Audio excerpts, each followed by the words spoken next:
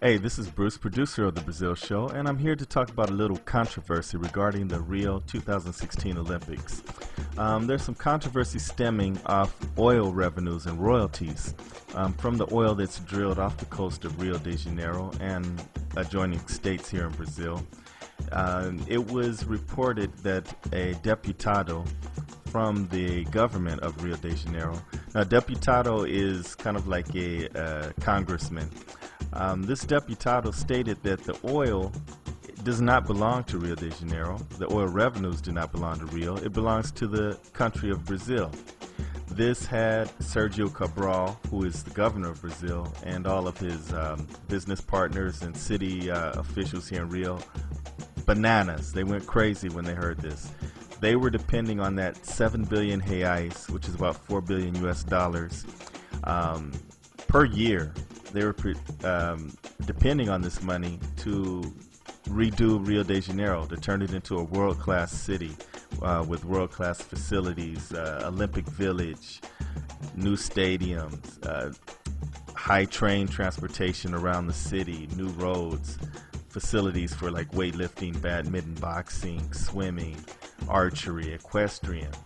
The government said no, you can't have this money. Maracanã Stadium shown here, which needs to be refurbished.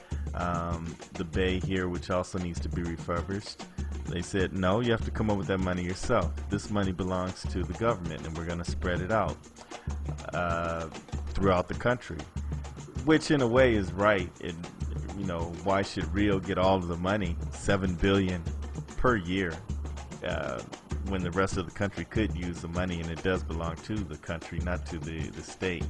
But this is going to be a big, huge fight. You know, Rio without this money, I don't see how they can do it. All these things that are passing on this video, they don't exist right now. These stadiums and these modern new buildings, Deodoro, Maracanã, Copacabana, Barra, those are areas of the city which they're planning to have certain events, but they need to build the facilities for those events.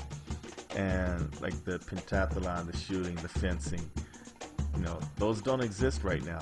And without this money coming in from oil royalties, you know, what's Rio going to do?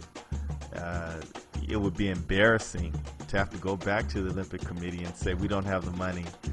Go ahead and reward it to Chicago or whatever other city came in second place. That would be disastrous, you know, ridiculous.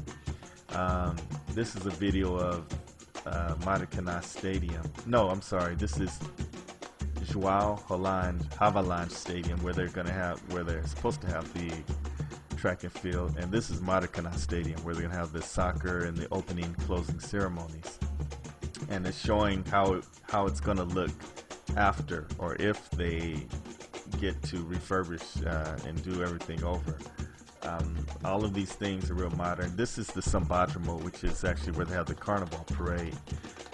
President Lula was just here at Rocinha, the largest favela in South America, to open a sports facility for youth to teach them archery, gymnastics, swimming, and you know, these things right now. That's a $23 million facility that they've earmarked money for.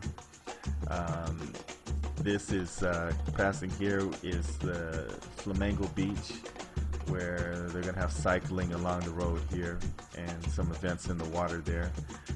Coming around, you're gonna see Copacabana, where they're gonna have beach volleyball. Now, I hope Rio can get it together, because if they don't, it will be disastrous. You know, even though a lot of people are against them having the Olympics here and the World Cup, because they think the money should be spent on things like education, poverty, quelling the violence, jobs, and those type of things. There was a lot of comments on the site Global.